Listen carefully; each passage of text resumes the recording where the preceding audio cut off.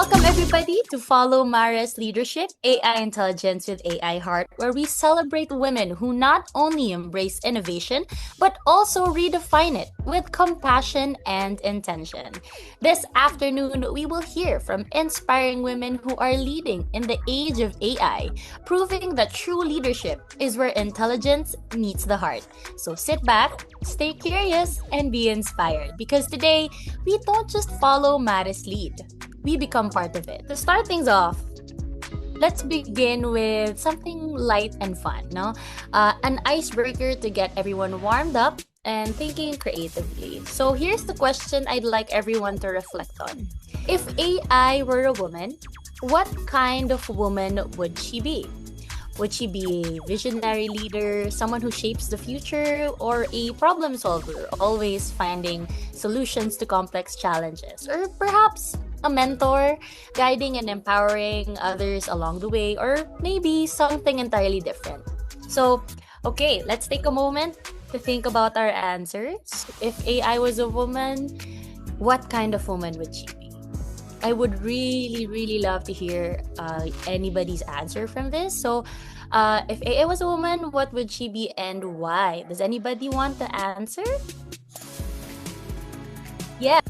Hi, so for me, well, I guess if AI was a woman, she'd be the type of a woman where she's not loud. Hindi siya yung attention seeker kind of a woman.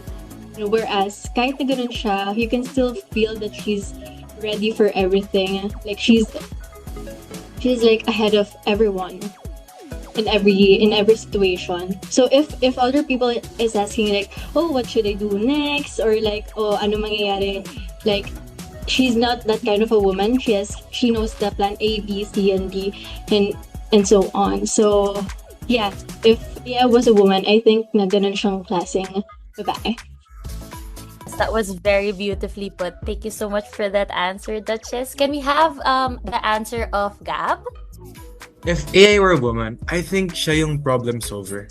Alam mo yung one friend na kapag magulo na yung lahat, tas ikaw sabog na sabog ka na, everyone's overthinking, then siya makikita mo, okay guys, one step at a time lang tayo. Like, kalma lang kayo, kaya natin to. Like, parang, how does she do that na she's so focused that she's a problem solver? Pero at the same time, mapapaisip ka na lang na, alam, kaya natin to kasi she knows what she's doing. So, if you're a woman, I think it's a problem solver. Alright, that's very wonderfully put no? Talagang you put us into this image talaga of what AI would be if they were a woman. And yes, Adi, what is your answer? Po. Audible po ba? Yes. Yeah. For me, pwede rin siyang parang quiet mentor. Yung type na hindi loud or expert, pero ang laking tulong niya sa'yo. She listens, tapos gives advice in a way na hindi overwhelming. Hindi siya yung type na center of attention. Parang she just helps you figure things out on your own. Then after, wait, ang dami ko na palang na-realize. Very low-key pero big impact. Of course, ito na. Our guests today are the perfect embodiment of leadership. From breaking barriers in AI to redefining what it means to be a leader in the digital age, they continue to inspire us all to think bigger and innovate bolder. Our speakers represent the growing influence of women in artificial intelligence and technology. Through their experience and insights, they continue to inspire others to explore innovation, leadership, and creativity in AI. Of course, our first speaker is a globally recognized advocate for women in technology and innovation. She is the founder of Connected Women and MetaMatch and currently contributes to human AI relations at AI Brekkie. She also serves as a board member of the De La Salle University and the Towns Foundation. With years of experience in empowering communities and advancing digital inclusion, let's all please welcome Miss Gina Romero. Hi, good afternoon, Miss Gina. Hi, everyone. Good to be here. How are you, Miss Gina, this afternoon? I'm so glad it's Friday. Yes, How about same. you? It's Friday. Yeah, it's All been a right. good week, but busy. All right. So our next speaker. She is the head of AI Center of Excellence at the Union Bank of the Philippines, where she leads initiatives that drive innovation and transform through artificial intelligence in the banking sector. She previously served as Chief Technology Officer at Edamama and held key leadership roles in GCash, focusing on enterprise architecture, strategy, and innovation. She also brings valuable experience as a fractional vice president of engineering at Thinking Machines Data Science. Let's all please welcome Miss Karen Yang. Hello po, good afternoon, Miss Karen Yang. Hi, good afternoon. Glad to How be are here. you naman po, Miss Karen? Good, very good as well. Alright, thank you po, Miss Karen. Alright, so joining us next is the head of AI Policy and Governance Office at Union Bank, where she plays a vital role in shaping responsible and ethical AI practices within the organization. She has also previously served as a Privacy Compliance Manager at Union Bank. Let's all please welcome Attorney Romina Angelis Mercaida. Hello po, Attorney. Hello po. Hello everyone, good afternoon. Good afternoon. How are you po? Great, thank you. Alright, thank you so much po. And finally, we have the head of Data and AI Architecture Group at Union Bank, where she leads the design and development of data-driven systems that support AI innovation and digital transformation. She has held leadership roles as an engineering manager at Relayer, head of product analytics at Delhi, and data science team lead at Union Bank. Let us all please welcome Miss Margie Raymundo. Hello, good afternoon po, Miss Margie. Good afternoon, Chas. Happy to be here. Happy to go. Hello po. How are you naman po this afternoon, Miss Margie? All good. Same with Miss Gina. I'm glad that it's Friday already. Looking forward to weekend. Yes, we're so happy. Moving on, we can begin with our Breaking Barriers, Her Journey into AI. This is a segment that is dedicated to celebrating the courage, resilience, and impact of women leading the way in artificial intelligence. So, for all our speakers, this is our first question. As a woman leader in the field of artificial intelligence, can you take us back to the moment you realized that technology or AI was more than just an interest, but something you wanted to pursue as a career? And what did that decision mean for you, especially entering a space where women are still underrepresented? So let's think about our answers for a little bit. Would you like to start, Miss Gina? Sure, I can start. Thank you. So, well, I've had kind of an interesting journey into tech. It wasn't really my plan to get into tech. I was actually cabin crew. my first job was cabin crew, and I was really into sort of animals. So I wanted to be a vet. So I really had no plans to get into the tech business. I really got here because I met my husband, and he was in tech. So his passion, I guess, and his enthusiasm for technology really made me excited about technology. And I think at that time, you know, as a young family and a mother with young children, technology was so empowering for me because I had to give up my cabin crew job for a while, right? While I was on my maternity leave, while my children were young. And so I really wanted to do something so that I could continue to earn. And so I started with doing online selling. So this is like 2002, online selling and like working from home. So it was very liberating for me as a woman, as a young mother, to be able to continue to earn and build my small business. And that's why I really became an advocate, because I realized like, wow, you know, technology is such a game changer for women because it allows us to continue to keep the career going if we want to, while we're busy, taking time out as a parent. Wow, thank you so much for that very inspiring answer, Miss Gina. That was very beautifully said. How about Miss Karen? What's your answer po? I guess same with Miss Gina. Initially, in my childhood, I thought I'd be a jeweler because my mom's a jeweler, or some type of entrepreneur because the rest of my family are into restaurants. They have their own business. So it's not until like I watched a movie And I am probably dating myself here because this movie came out before any of you were born, probably. But it's a movie called Sneakers, and it's like an older version of Ocean's 11. But in this story, it was about a group of friends who were hackers. And yeah, anyway, that sparked my curiosity about technology, just because I was just like really wondering what is it all about? What's behind that box, right? I really don't understand how it works. And so I guess from then on, when I had to put my major down when I'm applying for college, I put computer science. That's what I wanted to do. And that's kind of like how my path started. And as I took up those programming classes, I learned that I really enjoyed it, and that I was good at it. And so I guess that's how sort of I was guided into this career. Thank you so much for that wonderful answer, Miss Karen. It really shows us that sometimes not everything is set in stone, no? How about Miss Romina Marqueda po? Ano pong answer niyo? Yep, thank you. A little bit similar to the first two speakers, but also quite different. I didn't come from a tech background also, so just a disclaimer. Until now, I'm not a tech girly, talaga.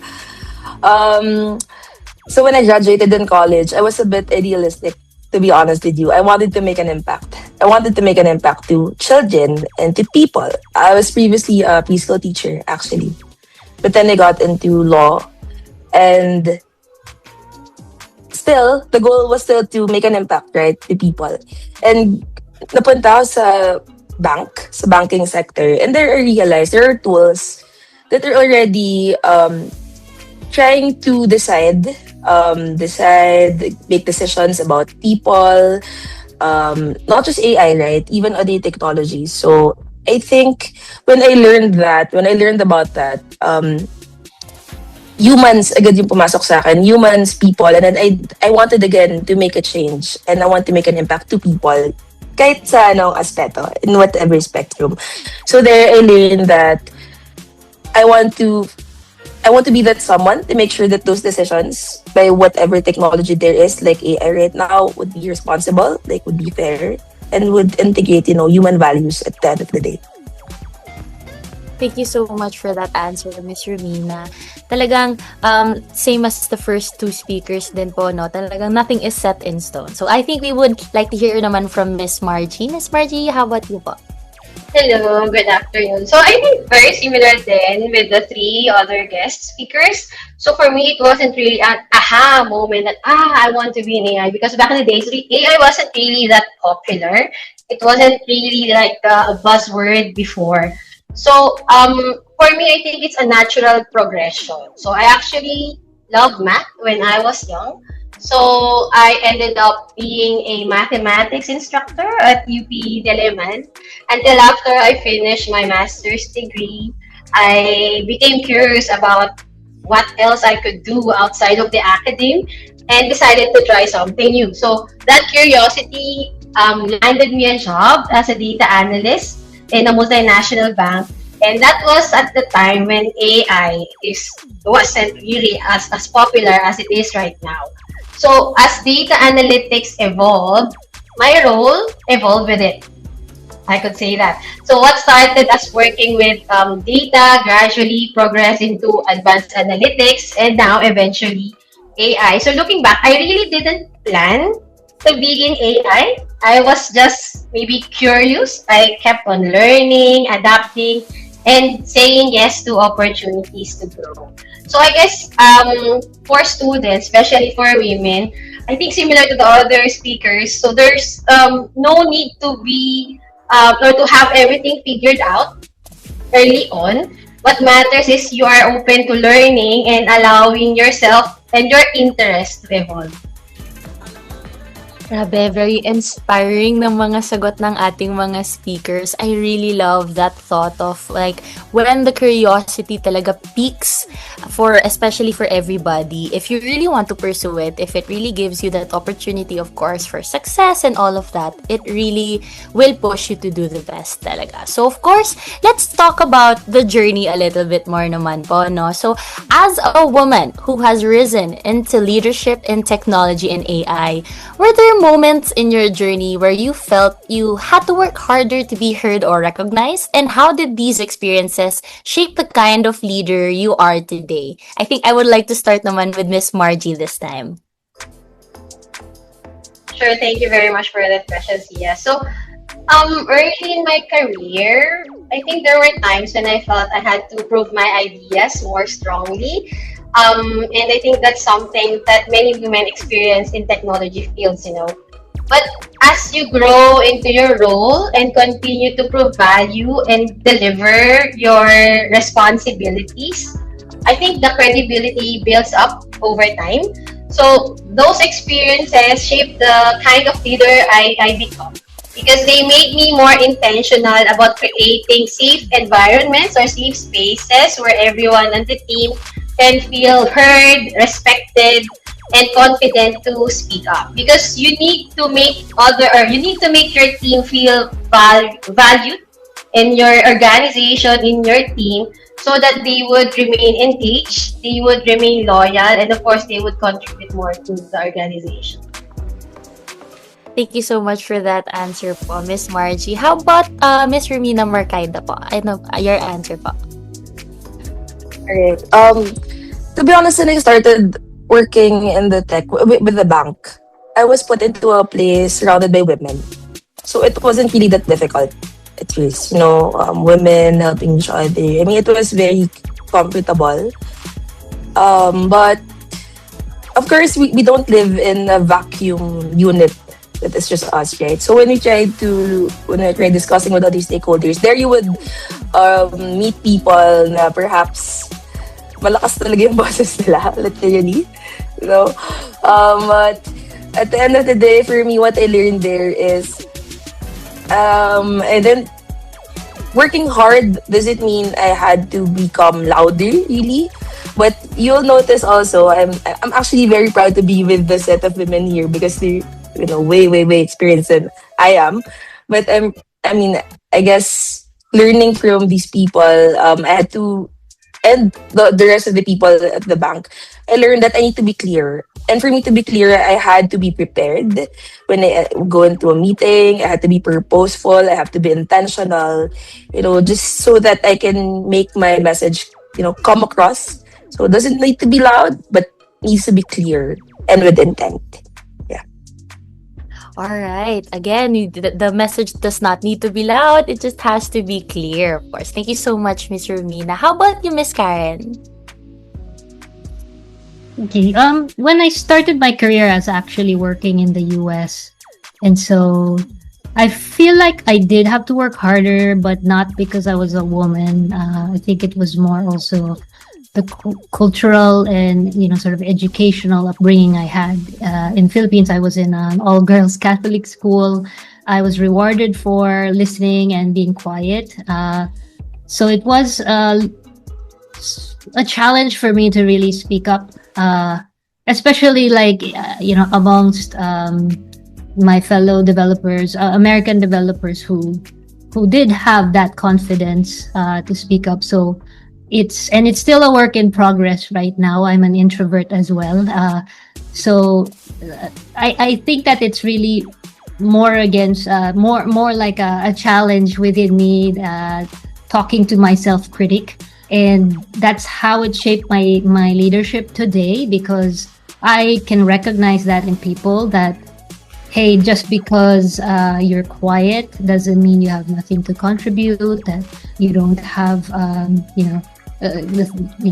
thoughts that could help in this situation. And I try to develop that in my team as well, that confidence and for them to silence their self-critic as well.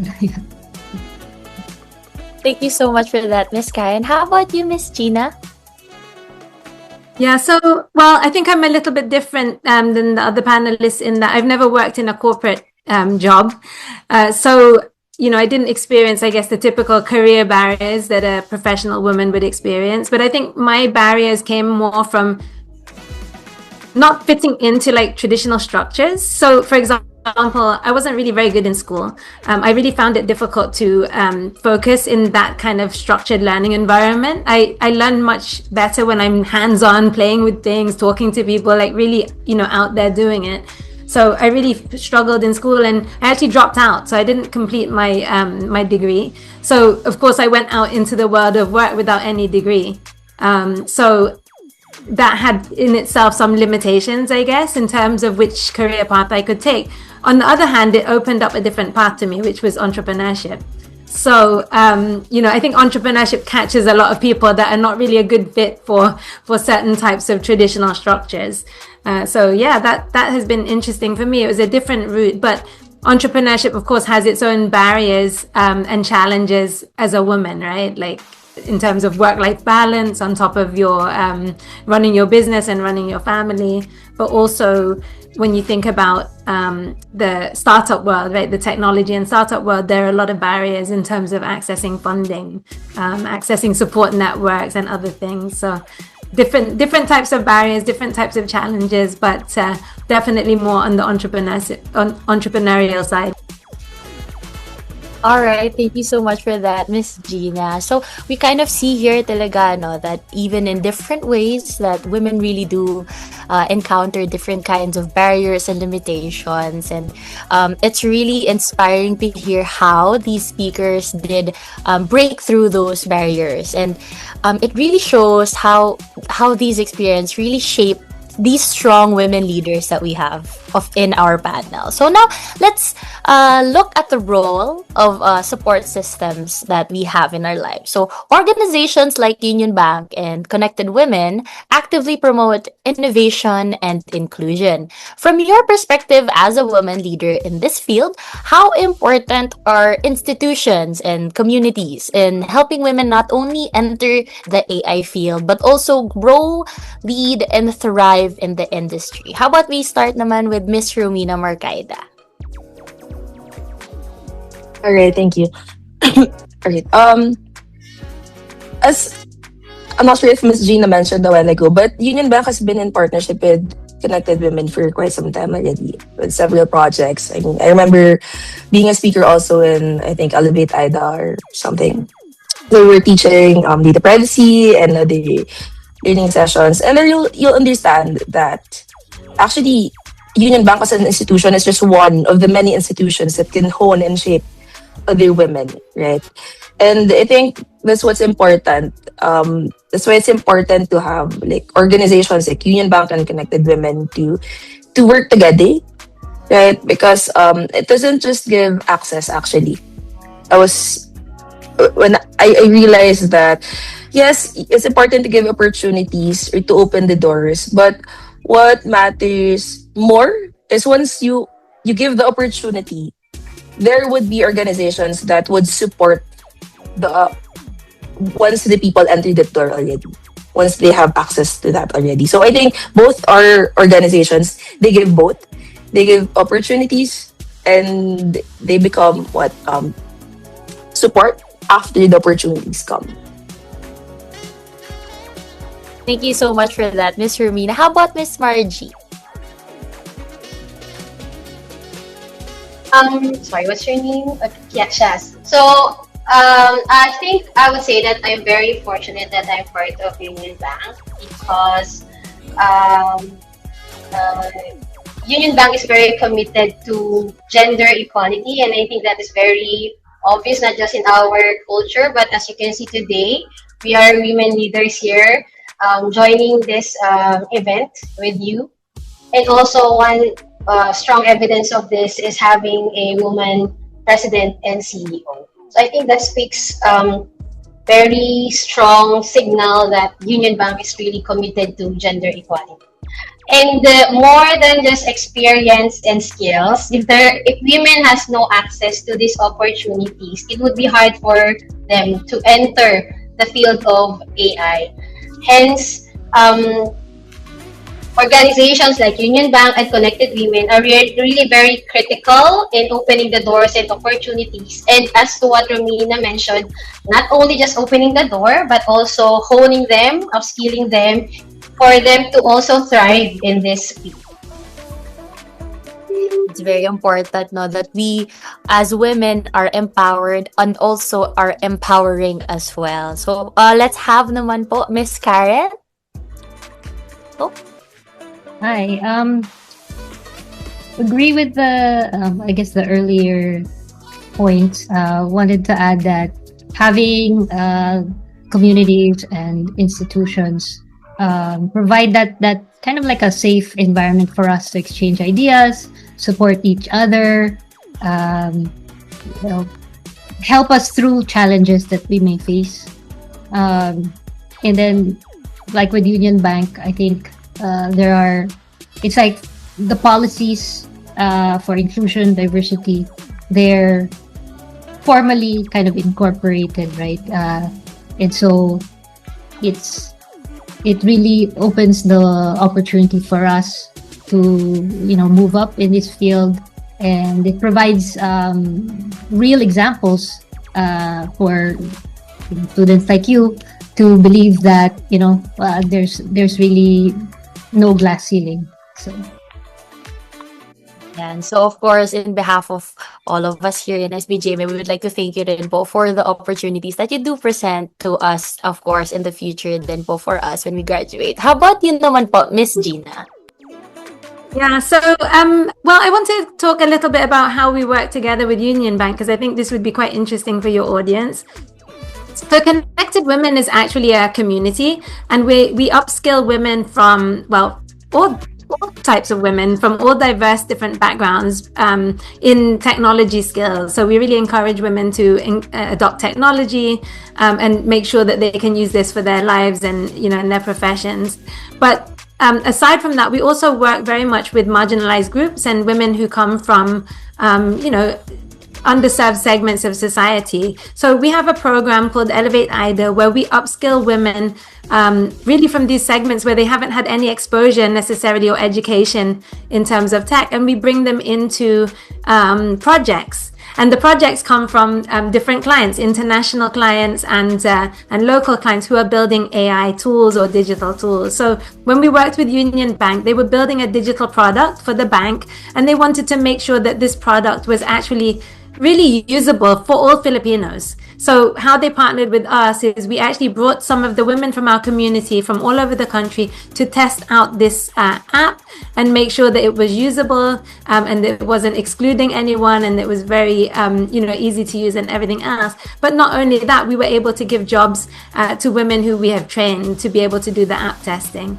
So this type of collaboration, I think, is really powerful, because Connected Women is actually a for-profit company, but we also have impact at the heart of what we do. And then for Union Bank, I don't know if this is also because of the female sort of like strong leadership, but they're really very focused on inclusive innovation, right? When they innovate new products, they want to make sure that the products are usable for everyone, and that's really the way that I think all companies should be thinking. Thank you so much for that, Miss Gina. We would like to also thank all of you for really making all of these innovations and initiatives accessible for women. No? So thank you so much for that. It really makes a difference talaga if there is so much support in giving women opportunities, protecting them as women, of course, and giving them the accessibility to try these different innovations. So let's talk a little bit about more of a personal subject now. So behind every successful leader is a story of influence and support. As a woman leader in AI, who played a significant role in helping you believe that you belonged in this space, and how has that inspired you to mentor and uplift other women who aspire to follow the same path? How about we start with Miss Gina naman this time? Yeah. So well, I think there are different people who sort of like uplift you in your life that you don't even realize it sometimes at the time, right? It's when you look back and you think, wow, if I hadn't met that person, or if that person hadn't done this for me, then none of these things after that would have happened. So I really encourage you to look back, and just remember, because sometimes the people that help you are very quiet and very subtle in the way they help you, that you don't even notice that they were the ones. But the first person actually was my husband, right? Like, he was the one who got me into tech, but also he was the one who was willing to take a bet on me and invest in me, because when I wanted to come back to the Philippines to create Connected Women, he actually was willing to quit his job as a global CTO to let me do that, right? So we stepped into the unknown together so that I could pursue this passion. But I've also had so many people who have not just invested in me, but mentored me or opened doors for me. I think the people that open doors for you and make that one introduction that really makes the big difference to the next part of your journey are the ones that are kind of very valuable. And again, like, sometimes I look back and I just think to myself, wow, I really should reach out to that person and thank them, because some of the things that I'm doing now is just because of a simple thing that they said, or a simple sort of bit of advice that they gave me like years ago, and it all led here. Really, it's super important for us to have that support system when it comes to what we do every day. No? So how about we hear from Miss Karen naman po? I think for me, it's sort of a collective of like past managers and mentors I've had throughout my career. And it's not just the good managers, I guess it's also the bad managers, because from them I learned really how to be a good leader, because I know what to avoid, right? The type of leader that I would want to have, I try to be that way. But I guess some mentors that strike me are like, I look back to my time at Gcash, where I was already very comfortable there. I wasn't really thinking of changing career. But then my mentor kind of realized that there's a lot of room for me to grow, and it's outside of GCAT. So, and I had to kind of be more courageous in leaving sort of a comfortable job and joining a startup. And I think reflecting back, that was kind of a very fulfilling jump for me, because I really gained so much more confidence, sort of having more accountability. So really thankful for that, for people like that.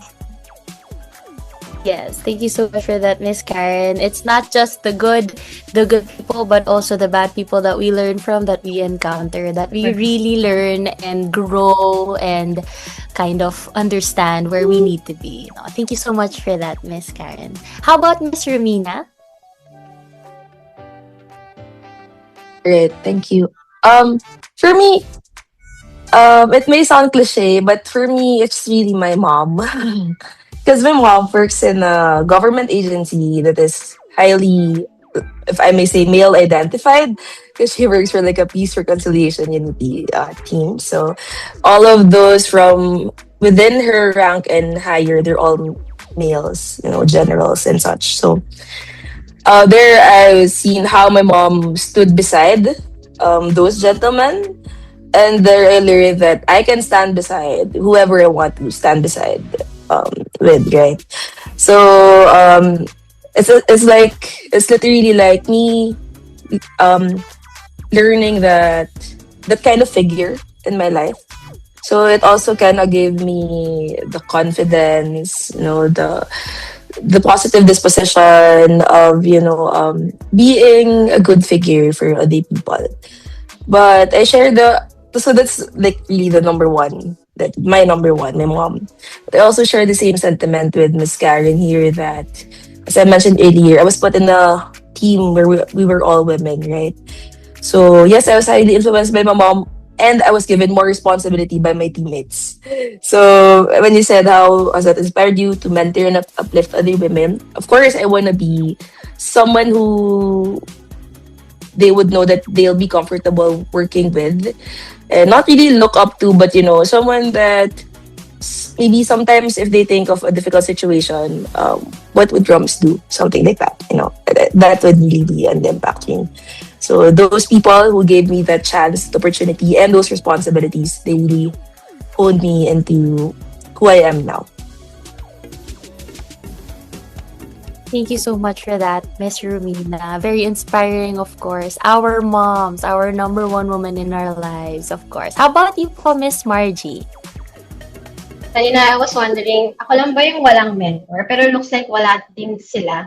Silang dapat na talagang formal mentor in their career. So, yeah, I didn't have any formal mentor. I still don't have one. But I can say that much of my growth came from working with people who trusted me with real responsibilities, including also bad managers, no? As mentioned by Miss Karen. So I think the absence of this formal mentorship actually shaped how I lead today. But having said that, hindi ko rin dinidiscount yung importance ng having a formal mentor. Kasi having one can definitely make the journey clearer, easier, and faster. Kasi in my case, my journey without a mentor is definitely not a walk in the park. Pero I just simply learned na mentorship doesn't have to be always in a formal setting, like in my experience. Yun nga, managers and leaders can become unofficial mentors when they create environments where people, especially women, feel safe asking questions and actively seeking feedback. For the bad managers naman, wala yung magagawa doon, but you have to really find a way how to get their feedback or maybe get their constructive feedback as a way for you to learn and grow within your role. So for me, understanding your strengths and being honest about areas for growth, also accepting constructive feedback, asking right guiding questions can be as valuable also as having a designated mentor.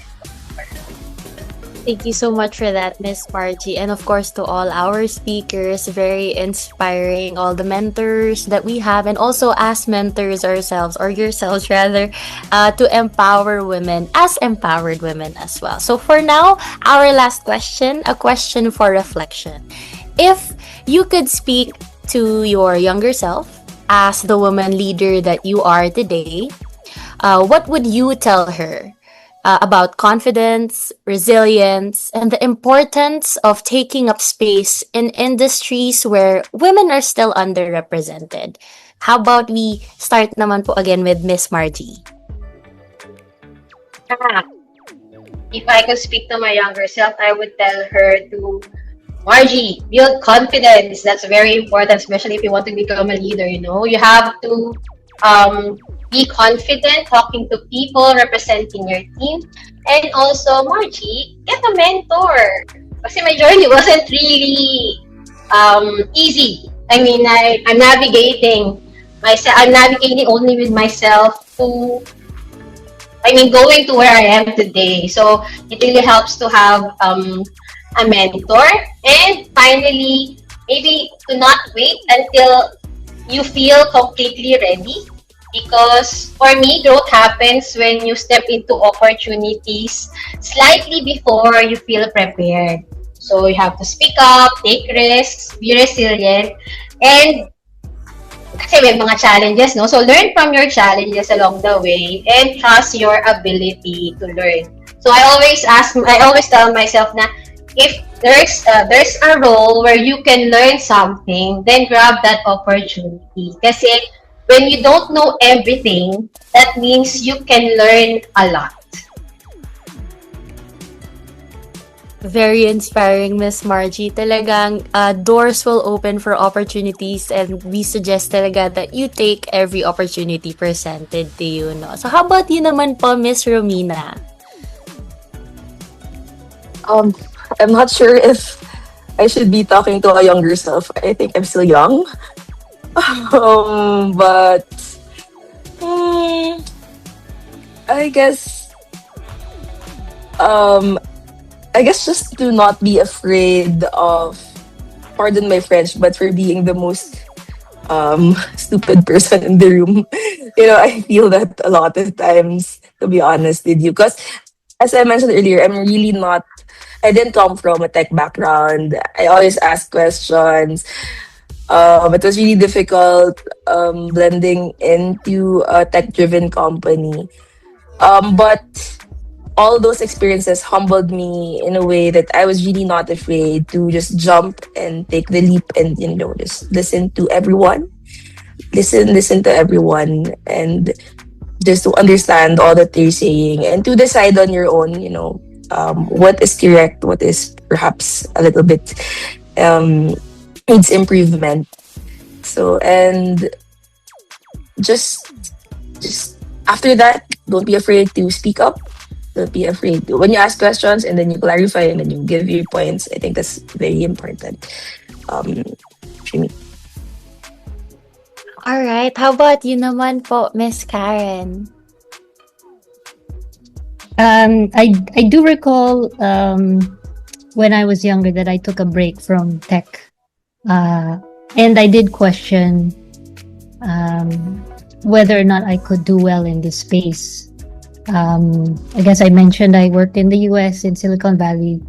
I would compare myself to my colleagues who were really always up to date with the latest in tech, because they, I guess maybe before they go to bed, they read about it. In their free time, they read about it.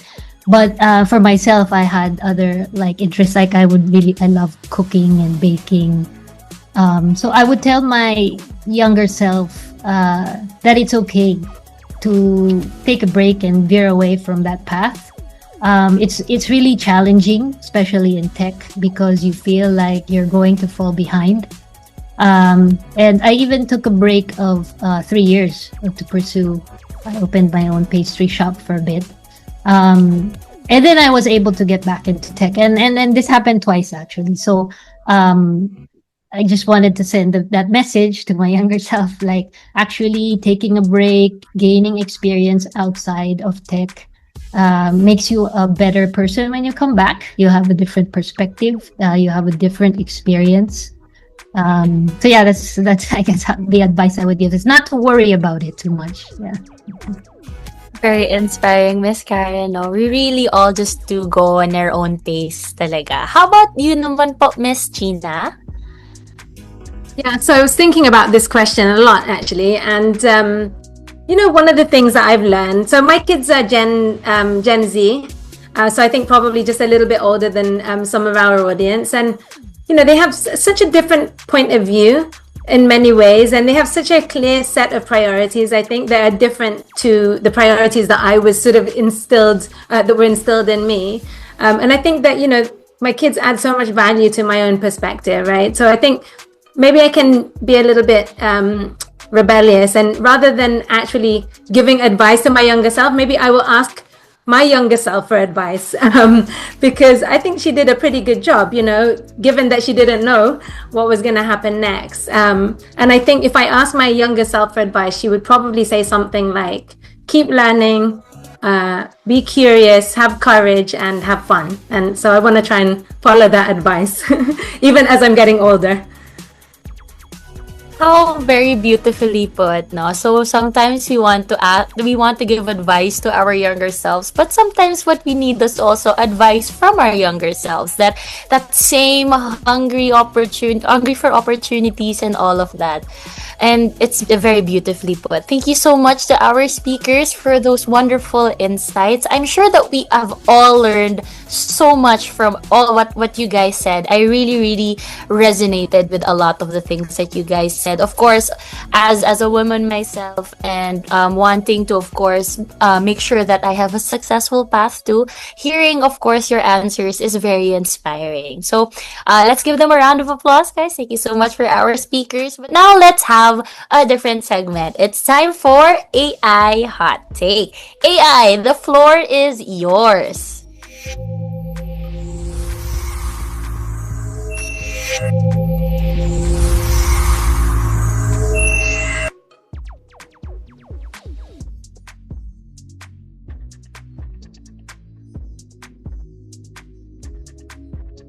Welcome to AI Hot Takes.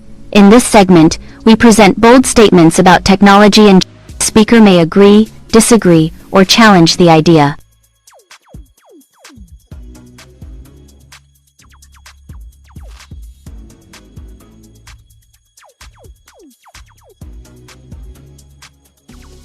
First statement, the technology industry is already merit-based, and gender no longer significantly affects opportunities in AI and innovation. Alright, so our first statement is the technology industry is already merit-based and gender no longer significantly affects opportunities in AI. Do our speakers agree, disagree? Do we want to challenge this idea? How about we start with Miss Gina, sorry. Disagree. Disagree. Yeah, I mean, well, this one was the trickiest one, I think. It could be merit-based, and it should be merit-based. The technology industry is not gender biased as an industry, but unfortunately we have embedded sort of like biases already, right? Like societal biases, cultural biases, and all of the rest, and the history to rewrite. So I think we still have too much to do to say that it's actually already, that gender doesn't affect. But I think every opportunity is there for it to be merit-based. We just need to tip the scales a little bit in the right direction. Yes, very important. But like what you said, tip the scales. No, how about you, Miss Karen? I guess same answer as Miss Gina. Disagree, kind of in the general sense. My personal experience, I guess. I was lucky enough that I didn't feel the biases. I felt like I was given that opportunity. Once I proved that I could, accomplish things and meet those goals. But I am aware that there are still many areas in the country and in the world that where women are still severely disadvantaged, not just from sort of access to AI, but even access to education, basic rights. So very well said, Miss Karen. We do have to acknowledge, of course, the we have to acknowledge, of course, yung difficulty na being women in different places where accessibility to different basic utilities is hard. How about you, Miss Romina? I'd like to say I agree, but I also kind of don't agree. Similar to Miss Karen, actually, as I mentioned, right, I'm in an environment full of women, so I really didn't feel like my merits weren't considered. But looking through history, we will see that not all merits or credit is given due. Right, and it really kind of depends on who has the opportunity to show, who has the opportunity to. Sometimes, I mean, practically speaking, sometimes whoever is reporting the merits, the success that you've created, in your unit, kind of matters as well. Yeah. Thank you so much for that, Miss Romina. Very insightful. How about you, Miss Margie? Merit still matters, no? Pero I think it was mentioned already a while ago na it's important to still have that access to the opportunity.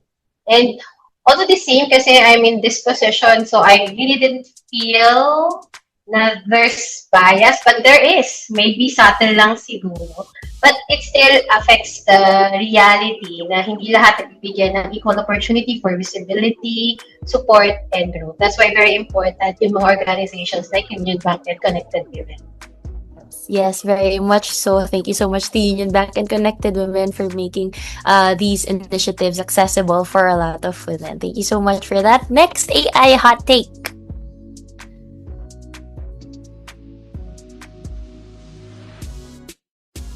For the second statement, artificial intelligence is advancing faster than society, education, and policy can adapt to, which may pose risks if not guided by diverse voices. Okay, so to repeat, artificial intelligence is advancing faster than society, education, and policy can adapt to, which may pose risks if not guided by diverse voices. So do you guys think society is ready for the pace of AI innovation? Let's start naman po with Miss Margie. This one, I agree, no? So technology moves fast, Kaya lang, yung guardrails don't always keep up. That's why I think it's very important yung responsible development and diverse voices in shaping responsible AI. I think Romina has a lot of take into this question because Romina is from the governance unit of Union Bank, no? But you know, as technology moves fast, minsan mahirap mag-catch up kasi we are also learning what to do with the policy, but we're also learning how to implement things, how to deploy. So yes, I totally agree with this. Thank you so much for that, Miss Margie. And ito na nga po si Miss Romina. How about you po? Pressure naman po yung pag-hype. But 100% agree as well. So first, let's talk about the domain, like the banking industry. In the banking industry, we are highly regulated, and a lot of policies and regulations from the Bangko Sentral ng Pilipinas. But when AI came in, it's a new level, it's another animal that you had to learn because the effects of which are kind of impactful, really. But since it's very easy, because it's created for our lives to be more convenient, right? And so at the same time, I would tell some of the employees in our bank that if AI made our lives more convenient, AI kind of made the lives of criminals a bit more convenient as well, because they can do something using it. Hence, we need more policies, etc. So that's one take there. But another take is similar to what Ms. Karen mentioned a while ago in relation to the educational system, right? I also teach in college, so I notice my students using ChatGPT a lot in their essays. So I'm all for that, right? Because they learn more. But I want to teach them or make them realize that you need to know what's correct first and how to use it in order for you to actually grasp how to apply the correct prompting, etc., and using of AI. So I think we're too advanced. The technology is very advanced, but there's still a lot more gaps when it comes to the policies and the laws. So we kind of follow a lot more on global standards, and that's where governance comes in, right? We really need to bridge that gap between the advanced technology and, I guess you can say, declining trust, in a sense that people are not yet very comfortable using AI, especially in the banking sector as well. So I guess there's that. Thank you so much for that, Ms. Romina. It's really important, no? Of course, if you want to raise trust towards technology, we have to learn how to regulate it then and have those guardrails, as you said nga po. So how about Ms. Karen po? My answer is also that I agree completely. I think the big AI companies are really in a race to dominate the market, and that means they're really developing AI solutions and these models very fast. And creating policy takes time everywhere because it takes thought, right? So it's still it's a challenge to kind of ask them to hold off on it. It's important to have, I guess, representation, both in AI development and also the policy making. So I guess there will be, kind of like proper communications between the two, so that they're also aware of kind of the pitfalls of moving too fast.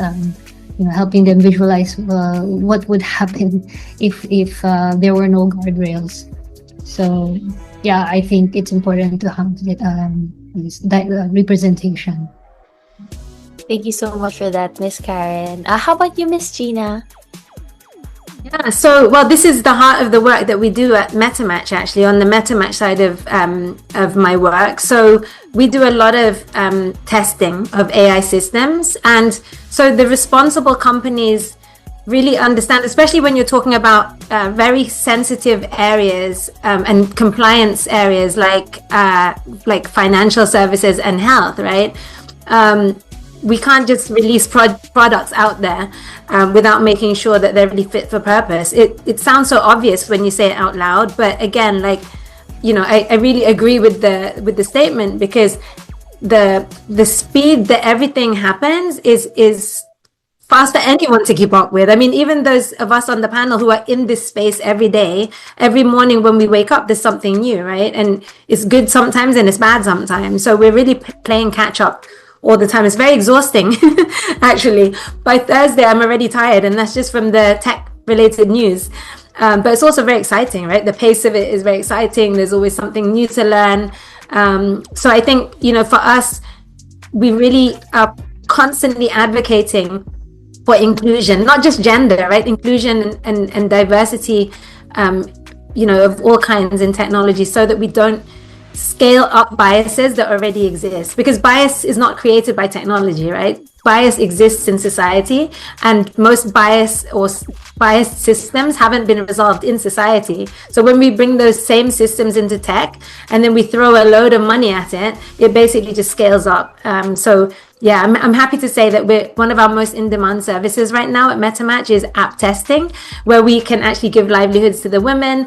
We can get them to test products and then give their feedback and tell us whether or not they feel that product is actually working for them, or whether or not the people who designed and developed that product have got it completely wrong. And honestly, most of the time, the developers and designers haven't got it right. And it's also good business sense, right? Because you get the feedback from your users before you've actually spent a lot of money in scaling up and rolling out your app. Thank you so much for that, Miss Gina. We're learning a lot, of course, about the work that you guys do. No? So thank you for that. All right, so for our next AI hot take.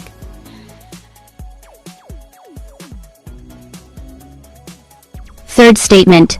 Women in technology often feel the need to prove their credibility more than men, especially in leadership, data, and AI-related roles. Women in technology often feel the need to prove their credibility more than men, especially in leadership, data, and AI-related roles. How about we start with Miss Gina this time?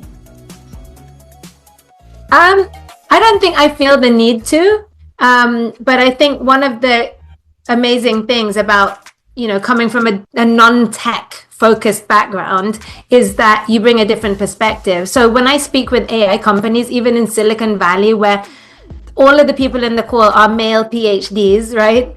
I don't feel intimidated because I'm not speaking from their perspective and their technology expertise. I don't need to compete with that. I speak from my perspective, which is community engagement, usability of the app, ethics, and all of those things. So as long as I stay in my lane, I don't feel you know, that I have to prove anything. Thank you so much for that, Miss Gina. How about you, Miss Karen?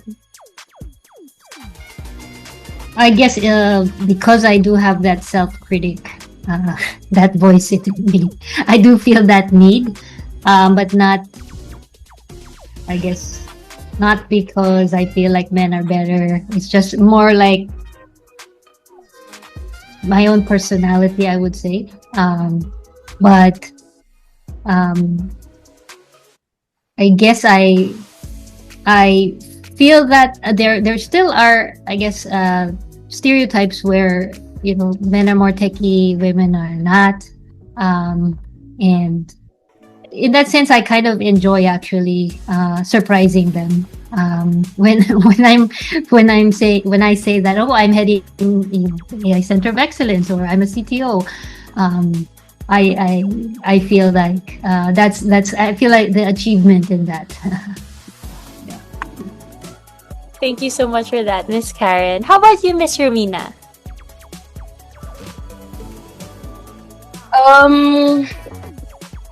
I think I kind of agree with this statement. Maybe based on my experience, because previously I was also with the team of Miss Karen, you know, in the AI Center of Excellence, and like, with the data scientists, they're like 1 out of 10 woman, actually, you know, in the tech, in their bank. I mean, not to say we're not gender inclusive, it just happened to be that way. So I feel a bit inferior most of the time, because again, being a not so tech girly, I really don't know what I'm talking about most of the time. No, but since I'm in the governance side, they have no choice but to listen to me. Hence, that's why I told you I need to study more and learn more because I need to create the standards and I need to, to ensure that those guys are building AI responsibly. So I think, yes, I agree that I need to be more credible. But at the same time, because of my positions, a bit similar to Miss Karen, I'm a bit powerful in a sense that I'm the governance person. Thank you so much for that, Miss Romina. How about you naman po, Miss Margie? You know what? This is a bit difficult to answer if I agree or disagree. I disagree in a way that because I didn't feel that I also need to prove my credibility at this point. But I agree that this is still a reality at the moment. That's why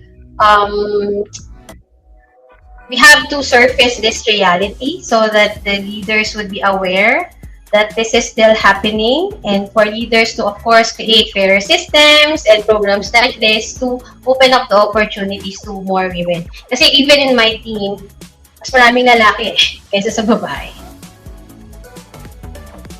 Thank you so much for that, Miss Margie. And to all our speakers, very well said po. Alright, let's have our next AI hot take.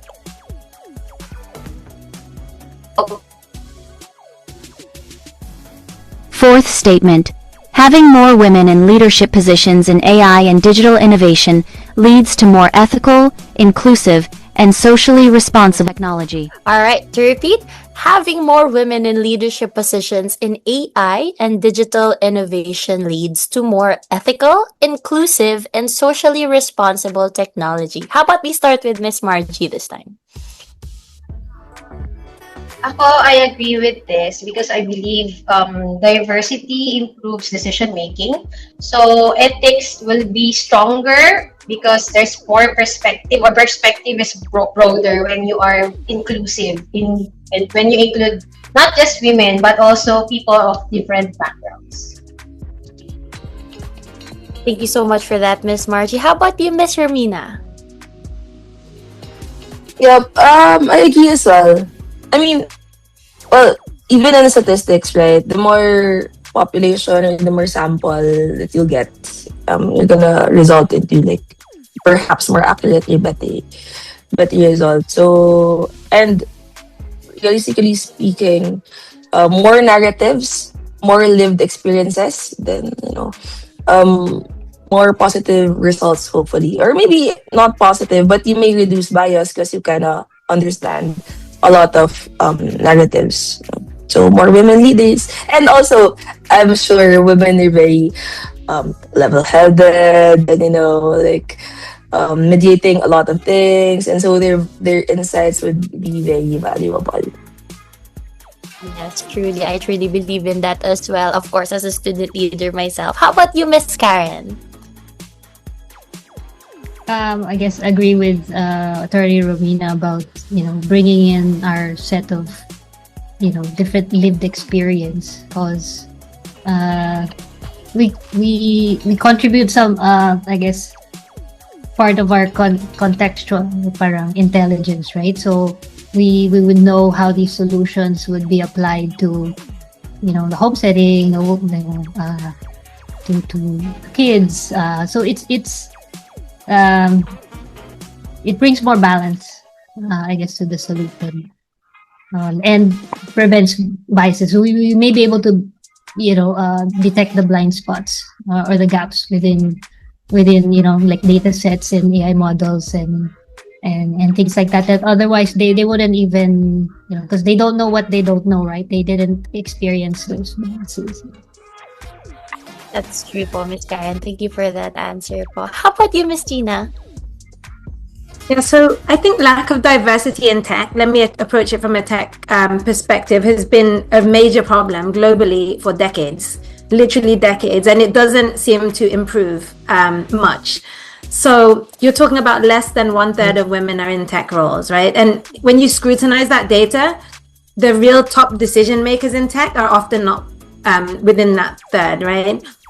So this is And the thing that annoys me when I hear like Women's Month, I have a love-hate relationship with it, right? Because on one hand, we have to still talk about these things, but on the other hand, why are we still talking about these things? I've been talking about these things for 20 years, and I still, see the same challenges happening. But I think diversity in tech has to happen at all levels in order to have an equitable future. So we need to have more women leaders in tech. We need more women developers in tech. We need more women designers in tech. We need more women implementing tech. We need more women using tech, right? And we need more women investing in tech. And we need more women governing tech. I could go on. But not just women. We need all groups involved in this, because anytime a group of people builds a product for a group of other people, then there are people who are going to get missed out or left out or not get the right results from the product. But it's idealistic, right? So I think we need to tackle it where we can. And I think seeing 3 women, corporate leaders in the banking sector in one panel is already a great start. So, I think seeing this type of representation from other companies would be a really good step in the right direction. Thank you for that, Miss Gina. And that's why I truly believe that, of course, events like this, for example, just, giving acknowledgement to the women, of course, in the tech industry, like such as you guys as well, it really does help kind of amplify our voices and kind of inspire, of course, our fellow women students here that, of course, want to get into tech maybe or have interests in tech. And I truly believe that diversity in tech, having more women in tech, having more women leaders will really help us, of course, in the future. So next AI hot take.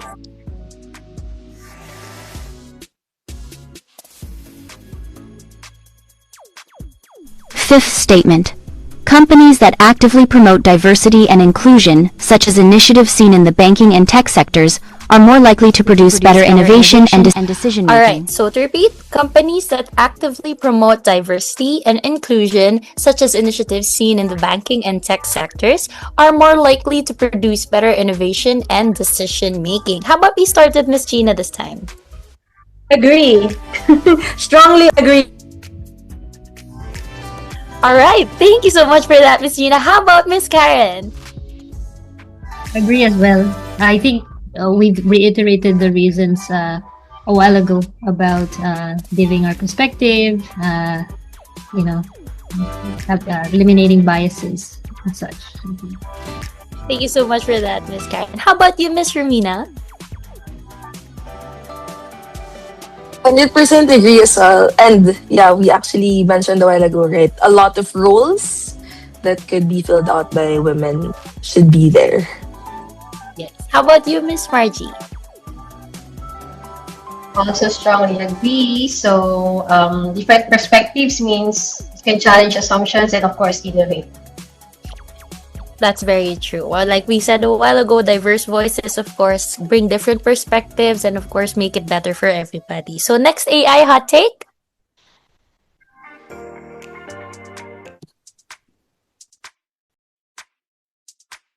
For the sixth statement, remote and digital work environments have helped open more opportunities for women in tech, but challenges with visibility, access to leadership, and recognition remain. To repeat, remote and digital work environments have helped open more opportunities for women in tech, but challenges with visibility, access to leadership, and recognition remain. So let's start this time with Miss Margie. I agree with this. So although remote work improved the visibility or the flexibility in our ways of working, there's still a challenge into getting the visibility on sa leadership and also recognition. That's why it's really important for organization to have programs where empowerment is also being considered to empower not just women but all people of different backgrounds as well. So that opportunities are not just given into small population but also to a wider audience or to a wider group of people. Thank you so much for that, Miss Margie. How about you, Miss Romina? I think I agree to some extent. Although there's remote work already, the traditional expectation of a woman kind of remains, right? So there's still a lot of challenges at home that they need to take care of. But that's why I think it's important, like the Elevate Ida project of Connected Women, because they really they take like moms and homemakers, etc., to learn a new skill. So I mean, there's still a challenge, and if organizations, or there will be no or less organizations who would focus and help them, there will be less access as well. Thank you for that, Miss Romina. How about Miss Karen? Agree with this. I think my answer is kind of similar to like how I answered the first question, where my own experience, I feel like I was lucky enough not to have met these challenges, but I do know that many others aren't that fortunate, and maybe they're working in an institution, unlike Union Bank, that's kind of really intentionally thinking about these things. And so they have a lot of responsibilities at home. They're expected to fill a certain role, but then they still face these challenges at work as well. Thank you for that, Miss Karen. How about you, Miss Gina? Yeah, so actually, my first advocacy started out with championing remote and flexible work. So this was 20 years ago. And so thankfully, we've seen a lot of transitions into companies recognizing that this is a much better way to build a workplace. And I think since the pandemic, that really accelerated remote and flexible work, right? So thankfully, there was one good thing maybe that came out of the pandemic.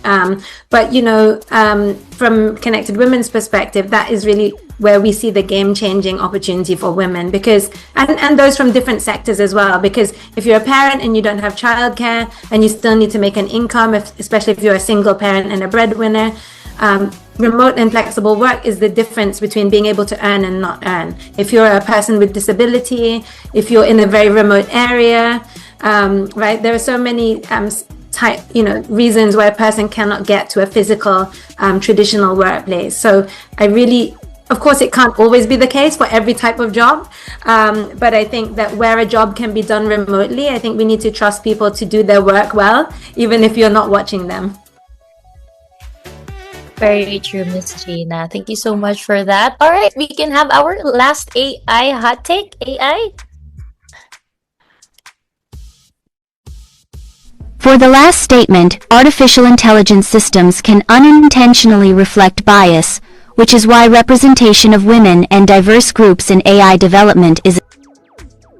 Alright, so to repeat, artificial intelligence systems can unintentionally reflect bias, which is why representation of women in diverse groups in AI development is essential. How about we start with Miss Gina this time?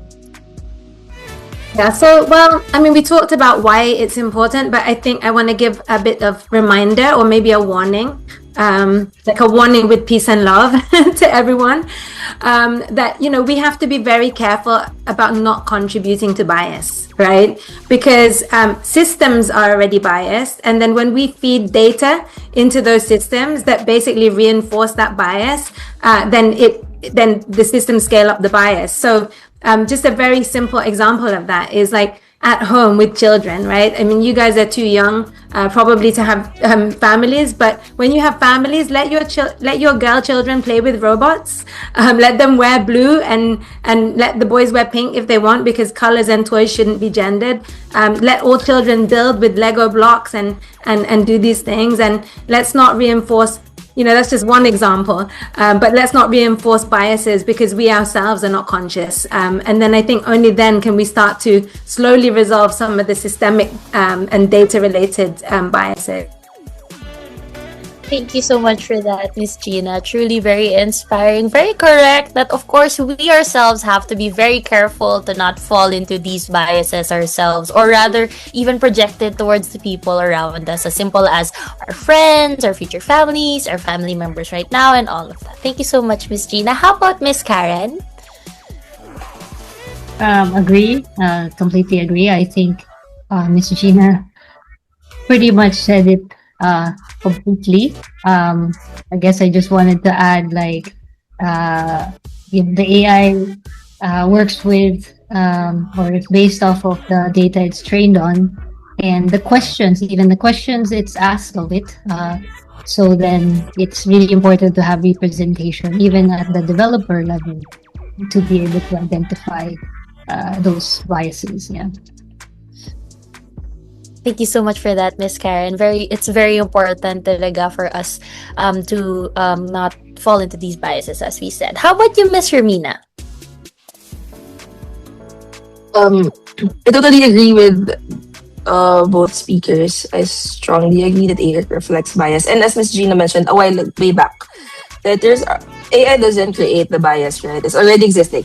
Societal biases, etc. And it's interesting, let me just share with you. One time I just tried prompting in ChatGPT.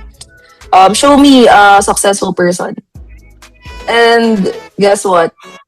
The GPT showed me a guy wearing a suit, and that's their definition of success. And we don't want that happening. No, we need to fight it, right? So we need to create more data that would reflect that and prevent those biases. Yeah. Thank you so much for that, Miss Hermina. As Miss Gina mentioned way a while ago now, we have to tip the scales talaga. So, thank you for that, Miss Hermina. How about you, Miss Margie? I totally agree, and I think I would be repeating what the other women already mentioned. But I say AI learns from the data that you feed into it. So if there's bias in data, therefore there will be bias also in the outcome. However, when you have a diverse team that checks how you develop the model and what's the output of the model, then there's a higher chance of catching that bias and correcting it if possible. Yeah, thank you for that, Miss Margie. So it is important to have that diverse set of people within the team talaga to make sure that, of course, all voices are heard. So we have a little bit of a game, something fun naman for now. This game is called Myth or Machine. So everyone, here is how the game works. I will be reading a statement, and it is your job to decide if it's a machine or just a myth. This is both for our speakers and our audience members as well here sa Zoom. So if you think it's a machine or if it's true, react using the heart emoji. If you think it's a myth or it's false, react using the haha emoji. Again, if you think it's a machine or if it's true, react using the heart emoji. And if you think it's a myth or if it's false, react using the haha emoji. Alright, let's make this as interactive as we can, everybody. So let's get started. So for our first statement, you need to be highly advanced in mathematics to work in artificial intelligence. Alright, it seems like we have a unanimous decision that it is a haha. Would anybody like to maybe share their thoughts, maybe from our speakers or our audience members? I can answer. Alright, yeah. So math definitely helps if you are a developer or you want to be a developer. But AI needs a diverse set of people, so it depends on which area of AI you would like to belong to. So there's product thinkers, domain experts, architects, communicators, governance. So it is not really a requirement. Thank you so much for that, Miss Margie. How about other people? Do they want to maybe share their thoughts about this? I saw a lot of people say haha to the statement.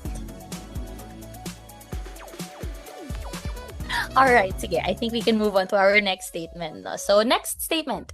Women are generally less interested in careers related to AI, data, and technology. Let's see those reactions.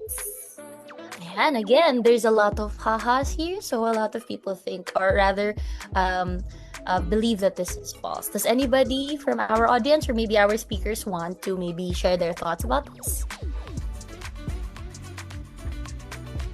Alright, if I may. Alright, of course. I think that's one of the most outdated mindset, right? and it's kind of related to the math thing, right? Like we say that guys have more logical, spatial reasoning, etc. No? So it's very, very outdated. Hence, I don't think AI, data, and technology should be highly male identified. But it's just that a lot of challenges, right? Like the access opportunities, etc. No, it's just really kind of in relation to that. Thank you for that, Miss Rumina. No? So we have to also kind of remember na it's not that women are less interested. Like what Miss Rumina mentioned, it was just the opportunities, the accessibilities that probably make it harder for women to access this field. So we can move on to our next statement. Our next statement is artificial intelligence systems such as facial recognition perform equally well across all genders and ethnicities. Do we agree with this? Do we disagree with this? Yeah, I'd like to actually ask Miss Gina why so quick to use the haha react. Well, I mean, in some of my talks, I actually share examples of how AI has behaved really badly in where it hasn't been trained on diverse data. And one of those examples is where a passport checker actually kept refusing the photo of an Asian male because it was saying that the man's eyes were closed, but actually he just had Asian features, right, with smaller eyes. And so it's what I call funny, not funny. But clearly, when they tested and trained that AI model, they didn't use enough diversity of different features. And so the AI model had no idea what Asian people look like. And so that's just one example of how AI can go horribly wrong in that particular example. Thank you for that, Miss Gina. It's not just, of course, the genders, but also different ethnicities, the different races that we have. So our next statement is having mentors and professional support networks significantly increases the chances of women staying and growing in the tech and AI industry. Can I see those reactions? Yes, I think we all agree with this. Do any of our speakers want to maybe share their thoughts about this? Or maybe anybody from our audience?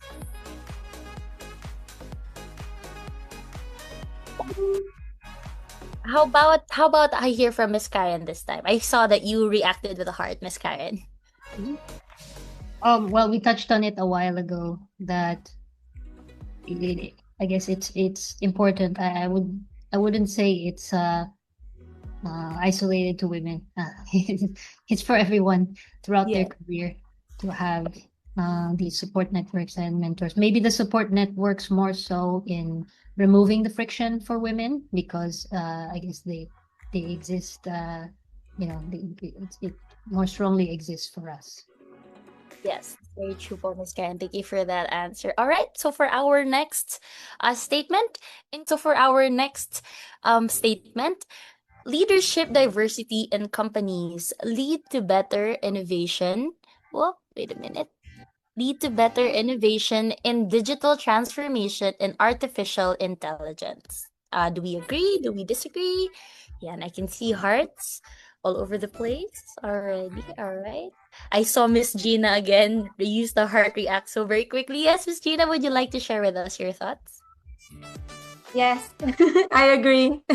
I mean, not just in not just in tech, right? Like just diversity in general and in all parts of the company will always make good business sense. So I always, say in my talks that diversity is not a CSR activity. It's not something that you do because you're a responsible company. It's something that you do because you're a smart business. That's true, Miss Gina. Thank you so much for that. All right, let's head on over to our next. So, all right, we are heading on to our last statement for this little segment that we have. Ethical AI development requires diverse perspectives, including gender diversity, to avoid harmful real-world consequences. Do we agree with this? Do we disagree? We have talked about this a lot in the past few statements and questions. Yeah, and a lot of our speakers are agreeing with this. A lot of our audience are agreeing with this as well. Does anybody from the audience maybe want to share their thoughts? This is the last statement. It's the last chance for you guys to maybe share your thoughts about this. Guys, last chance to share your thoughts. Hello. Hi, So, as Penelope. mentioned, hello. So as mentioned before, I think it's very important to train yung AI po. Like Miss Gina said, wait lang. With the passport po, hindi po na-detect yung Asian person kasi po it was detected that close eye. So I think it's very important. Thank you so much for that, Penelope. All right, everybody give yourselves a round of applause. That was very, very enlightening to hear from both our speakers and our audience members as well. What this game highlights, no, is that while the machine or the technology is powerful, it's the myths that we challenge and the heart that we bring that truly shape our future. It's not just about the code, it's about who's behind it and the perspectives that all of us contribute to this. So it looks like we busted a lot of myths today, and congrats everybody. All right, now we open the floor for questions from our audience to our speakers. All right, so if you have a question, I would like you to use the raise hand feature in Zoom, and then when I call on you, you can state your name, what department you're from, and your question to our speakers. Oh yes, Addy, yes. Good afternoon, everyone, and especially to our speakers. I am Adrian po from 𝐸⁴ and my question po is, what skills should students learn if they want to work in AI po? Ooh, thank you for that wonderful question. Do any of our speakers want to maybe share their answer? I can answer that from a sort of different perspective, maybe. So I look at it more like your traits than your actual hard skills or your soft skills. I think it's really like being a curious person who's very not just open to learning but very resilient to learning, because it's a bombardment of information and change, right? So you need to have that ability to adapt very quickly, and then to be able to move forward, I think, without having all the answers, because this is not a field where you can study it and then go and apply it. This is a field where every day you're learning on the job. So, develop your ability to continue to learn. And I think that's a skill. I guess it's a skill, but it's also a trait, right?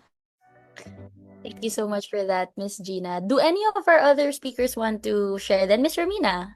Yes, if I may add, I 100% agree with Miss Gina, but just to add, when I try to hire people for my team or my colleagues, I usually just ask two things.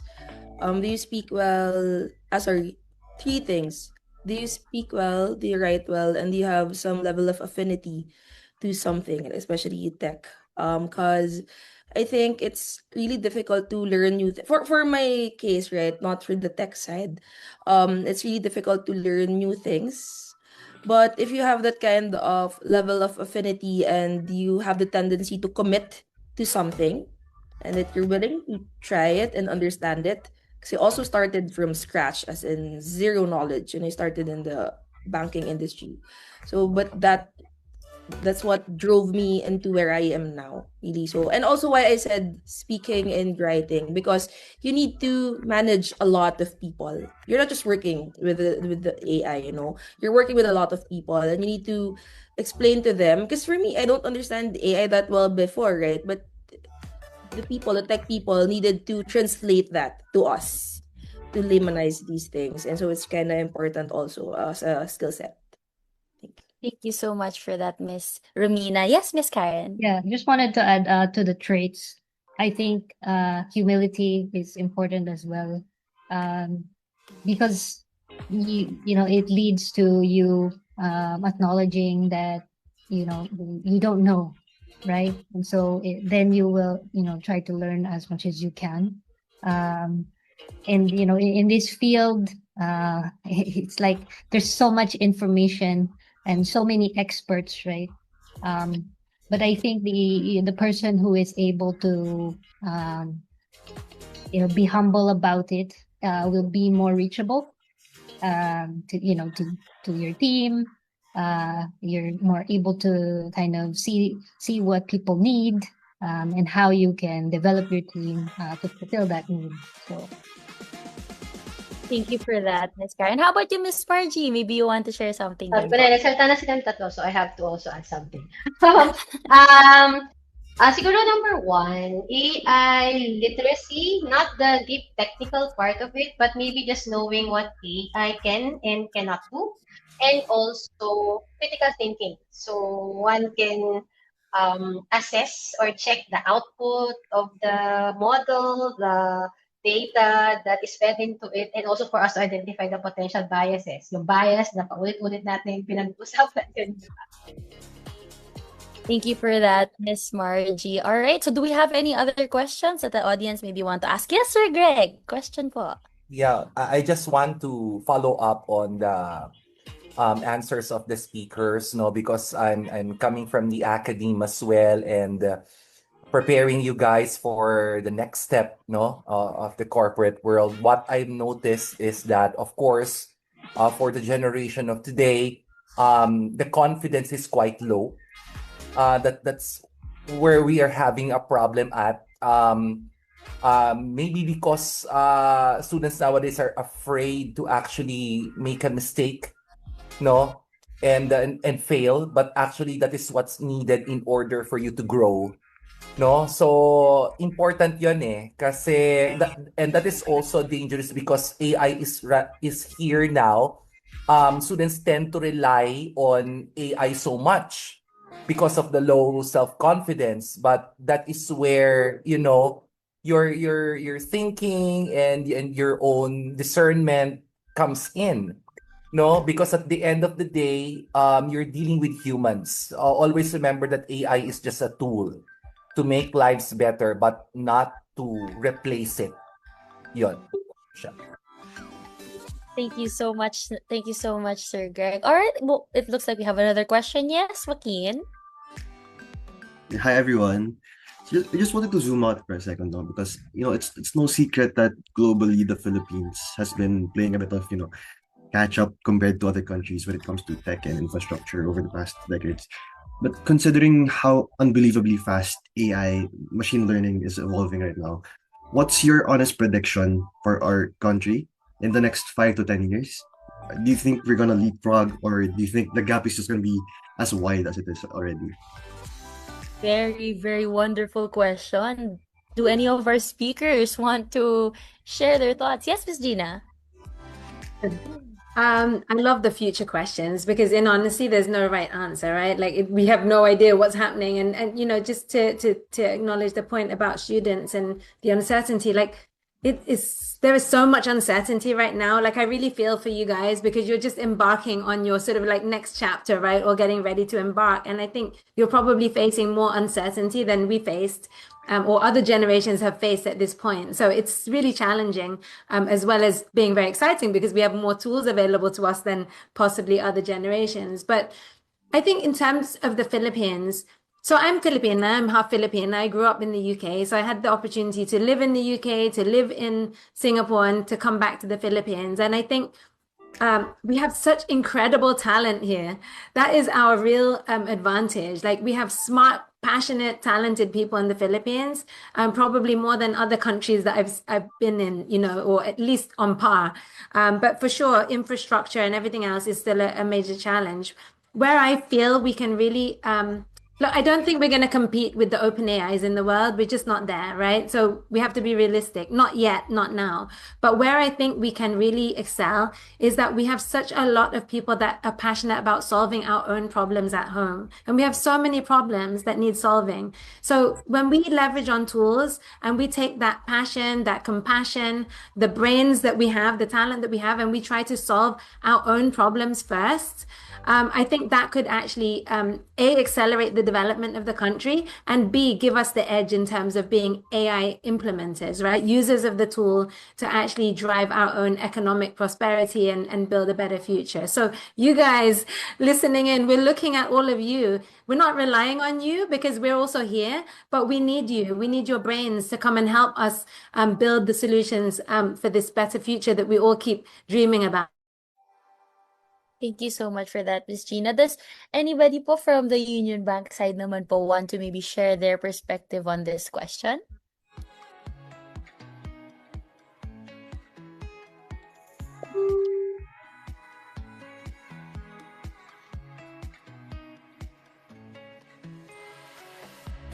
Yes po. All right. So maybe yes, Mr. Rina. Okay, let me just add to, so the answer of Miss Gina is already perfect. So but maybe perhaps as a bank, I would say, before, let me just share with you my experience. I really kind of did not believe AI as well. Honestly, before going to the banking sector. But when I joined Union Bank, I learned, and that's why I was very happy to work in the governance field, domain, because I saw how inclusive Union Bank wanted to be.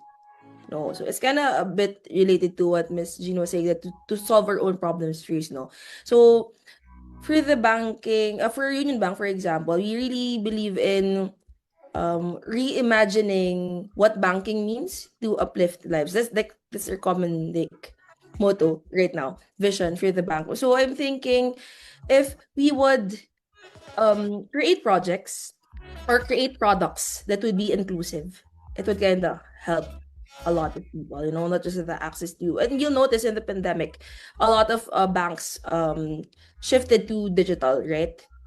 Because that's where they can give access, because we cannot just stop going to banks and stop using our money during that time, no. So I think if our bank shares the same sentiment as that of the other industries, that they would think about the people, then it would build a more inclusive usage of the tool of AI. Thank you so much for that insight, Ms. Rina, of course, from the Union Banks. All right. If wala naman, I think I will ask the question, since Miss Gina did mention that they are looking at us, the younger generation, to, of course, pioneer this tech and the artificial intelligence industry. What advice can you give to universities, for example, like San Beda University or different universities even, to encourage more of their students to pursue tech careers or tech-related careers such as you did? Maybe I can start, Jazz, no? So I think the key is really to separate growth from perfection. So you don't need to know everything to contribute value. So just continue building confidence through your actions. Of course, seek mentors to give you guidance and to steer you towards the direction that you want to be. And always remember that when you feel uncomfortable, that means you are learning. As I said, just grab your opportunities and learn. When there are so many things to learn, therefore, there's a very good opportunity for you to grow. Thank you, Miss Margie. Does any other speakers po want to share their thoughts? Well, I think San Beda's already kind of showing that they are supporting your development with forms such as these. So I think having these conversations, will give you that confidence, will give you kind of a framework on how you would succeed in AI or in other fields. So I think that, I guess, good job to San Beda and the San Beda Junior Marketing Association for making an effort to put this together. Thank you po, Miss Karen. How about Miss Gina or Miss Romina? Would you like to share any of your thoughts? But yes, Miss Gina. So I think I really like what Sir Greg was talking about earlier, right? I think I'm not talking about San Beda specifically, but in general, the education system is very incentivized towards getting perfect results, right? Like perfect test results and all of these things. Even attendance is scored, right? Like perfect attendance, which I feel is a misaligned incentive. Sorry, I had to rant a little bit because that encourages you to go to school when you're sick, right? Which also encourages you to go to work when you're sick and these types of behaviors, right? But I think what Sir Greg was saying earlier about giving an opportunity to be more experimental, right? Let's reward the experiment, not the results of the experiment, because in science or any innovation field, a failed experiment is still a success, right? So we need to instill this into our young people. And I think in Asian culture, that's a challenge, not just here, like in Asian culture in general, it's very focused on getting it right. And that is not how it works in the real world, definitely not in business and definitely not in technology. Thank you, Miss Gina. How about you, Miss Romina, for our closing? Ano na po? Too much pressure. I should have answered first. Okay. Agree 100% with all of the speakers, but maybe I just want to add that close to home, since I'm from a governance perspective, I hope the people or the students now would, because we know that yes, AI perhaps will shape the future, right? It's helping us, it's a tool. So I hope you can be someone who will shape that future with AI, that future which is, fair and just. I hope you'll be one of those many who will be that kind of person in the tech sphere. Thank you so much for that, Mr. Romina. So thank you everybody for those very thoughtful questions, and thank you to our speakers for very insightful answers naman. It's really encouraging, no, to see this level of curiosity and engagement from everyone that's here today. So listening to all of you, it's very clear that the future of technology is being shaped not just by skills, but by people who are willing to ask questions and, of course, think critically. So it's been a great conversation to witness. This afternoon has been such an entertaining afternoon, very educational for everybody. So thank you so much to our speakers for those insightful answers again. So I think many of us are going to be leaving this event with a clear perspective on what it means to build and lead in this space. So let's give Miss Gina Romero, Miss Karen Yang, Attorney Romina Angelis Marcaida, and Miss Margie Raimundo another round of applause, everybody. Yes!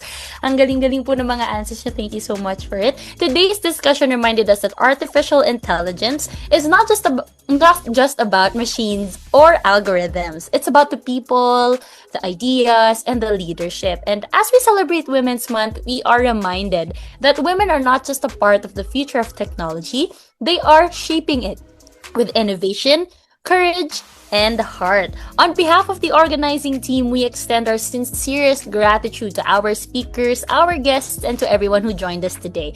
This event is proudly brought to you by the San Beda Junior Marketing Association in partnership with our official event partner, Union Bank. The future begins with you.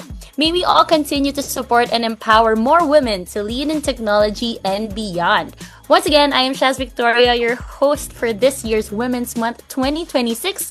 Follow Mare's leadership, AIintelligence with AIheart. Thank you very much and have a wonderful afternoon, everybody.